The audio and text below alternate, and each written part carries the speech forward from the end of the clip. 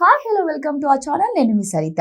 ఈరోజు నాతో పాటు political analyst, senior most journalist DVS Kumar గారు ఉన్నారు. మాట్లాడదాం. నమస్తే సార్. నమస్తే. ఉప ముఖ్యమంత్రి పవన్ కళ్యాణ్ గారు కొన్ని రోజుల నుంచి సైలెంట్గా ఉన్నారని వైసీపీ అధినేతలు, వైసీపీ కార్యకర్తలు కానీ సోషల్ మీడియాలో ప్రచారం చేస్తున్నారు.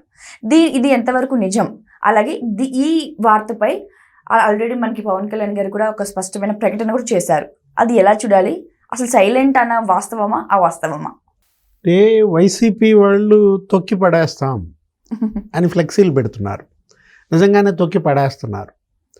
ఏది జగన్మోహన్ రెడ్డి అటు పొదిలి పర్యటన, తెనాలి పర్యటన, లేకపోతే నిన్న రెంటపాళ్ళ పర్యటన, తొక్కి పడేస్తామనే ఫ్లెక్సీలు, రపరప నరికేస్తామన్న ఫ్లెక్సీలు అవి కనపడుతున్నటువంటి దీంట్లో ఆ రెంటపాళ్ళ పర్యటనకు వెళ్తూ నిజంగానే మరి ఆ సింగయ్య అనే అతన్ని జగన్మోహన్ రెడ్డి కారు కింద తొక్కి పడేసిన పరిస్థితుల్లో తొక్కి పడేస్తామని వాళ్ళు అంటే పవన్ కళ్యాణ్ తొక్కి నారదీస్తామంటున్నాడు.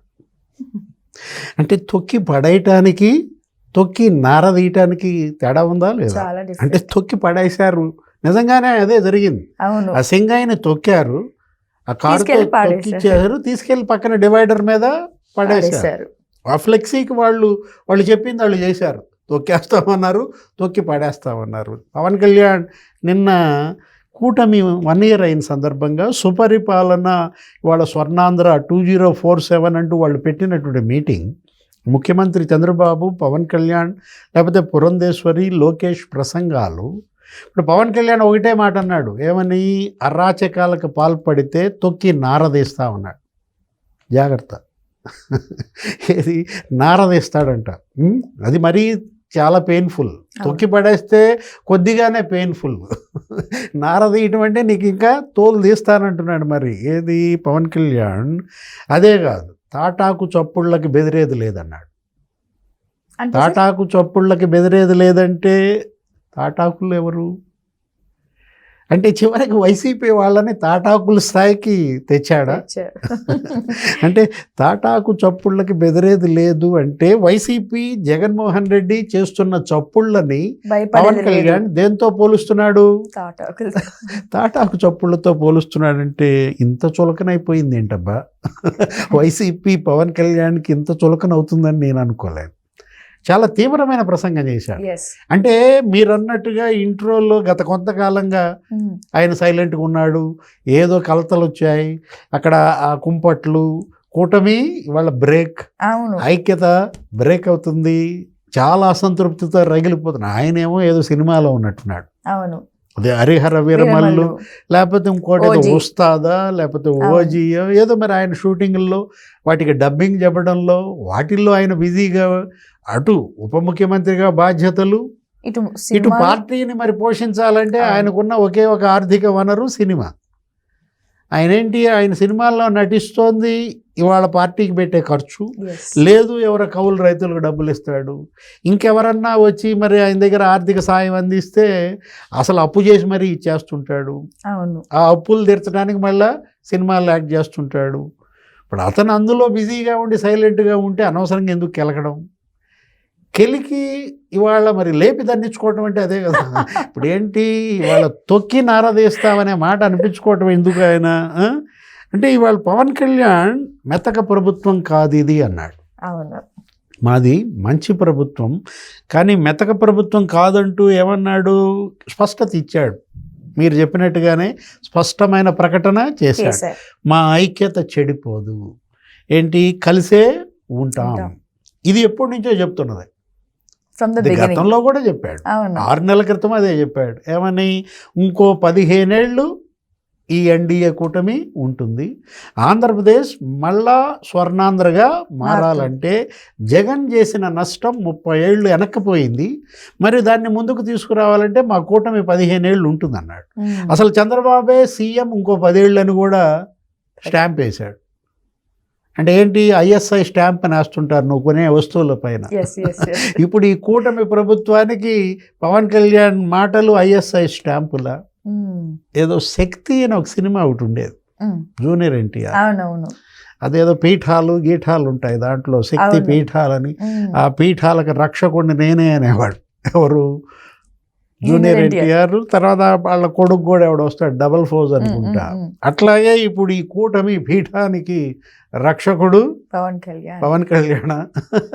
మనకు అలాగే కనపడుతోంది. ఆ శక్తి సినిమాలో శక్తి పీఠానికి మరి జూనియర్ ఎన్టీఆర్ రక్షకుడు ఎట్లాగో అట్లా ఇవాళ కూటమి పీఠానికి అటు మోడీ 3.0, లేకపోతే ఇక్కడ చంద్రబాబు 4.0కి నేనే రక్షకుడిని అంటున్నాడు.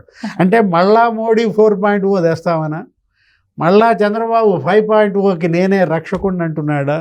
ఆయన అంటున్నటువంటి మాటలు ఏంటంటే మళ్ళీ జగన్ రాడు, రానివ్వం, ఇది నా భరోసా, అధికారులందరికీ నా భరోసా, మీరు చట్టపరంగా మీ చర్యలు మీరు తీసుకోండి, మీరు మీకు ఇస్తున్నటువంటి ఆ చట్టం ఏదైతే ఉందో దాన్ని తూచా తప్పకుండా అమలు చేయండి, రాజీ పడకుండా శాంతి భద్రతల్ని కాపాడండి, అసాంఘిక విధానాలు లేకపోతే రౌడీయిజం అరాచక పద్ధతులు వైసీపీ వాళ్ళేమీ మారడం లేదు.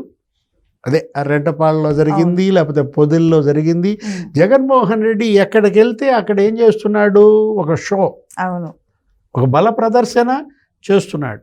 అంటే జనరల్గా బల ప్రదర్శన ఎవరు చేస్తారు, భయపడ్డాడు చేస్తాడు.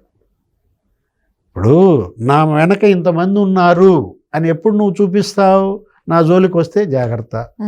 అంటే ఏంటి, ఎవడో నన్నేదో చేయబోతున్నాడు, నన్నేదో ఎత్తబోతున్నారు అంటే ఇవాళ జగన్లో భయం, మరి ఈ జనం ఈ బలం ఇది చూపించుకునే తాపత్రయం. అంటే నాకు 40% ఓట్ బ్యాంక్ పోయింది అనుకుంటున్నారా, చూసారా ఎంతమంది నేను వస్తుంటే వస్తున్నారు అంటూ డబ్బు వెదజల్లుతున్నాడు, జనాన్ని రప్పిస్తున్నాడు, శాంతి భద్రతల సమస్య సృష్టిస్తున్నాడు, ప్రజల ప్రాణాలు పోయే పరిస్థితి కల్పిస్తున్నాడు. పోలీస్ చెప్తున్నది పాటించట్లేదు. 3 వాహనాలు 100 మంది వెళ్ళండి అంటే అక్కడ ఇరుకైన రోడ్లు, అక్కడ మీటింగ్ పెట్టద్దు అంటే అసలు ఏది బేఖాతరు చేయకపోగా పోలీసులను బెదిరిస్తున్నాడు.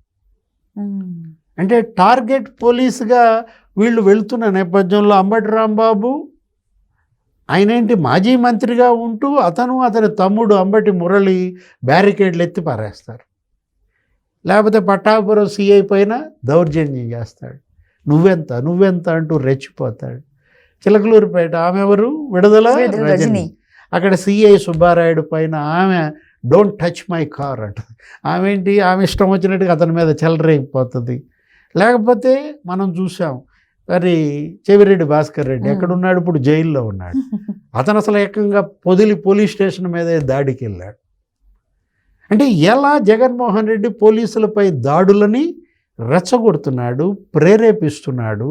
అతను స్వయంగా బట్టలు ఇప్పదీస్తంతా, సప్త సముద్రాల అవతలున్న లాక్కొస్తా అంటూ పోలీస్ పైకి ఉసిగొల్పుతున్నాడు రౌడీలను, గుండాలను. ఇప్పుడు పోలీస్ ఏంటి, ఇవాళ అణిచేయమని ఉప ముఖ్యమంత్రి పవన్ కళ్యాణ్ పిలిపించాడు. పొరపాటును కూడా మీరు రౌడీయిజాన్ని, గుండాయిజాన్ని టాలరేట్ చేయొద్దండి.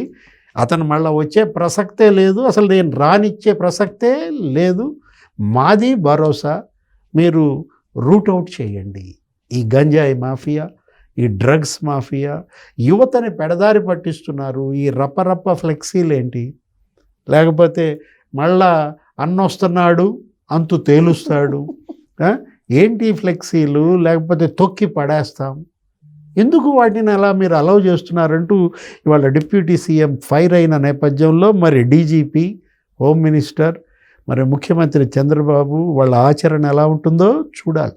నిజంగా జగన్మోహన్ రెడ్డి ఆయన గ్యాంగ్ తొక్కి పడేస్తారా, మళ్ళా సింగయ్య లాంటి మరణాలు ఇంకెన్ని జరుగుతాయి?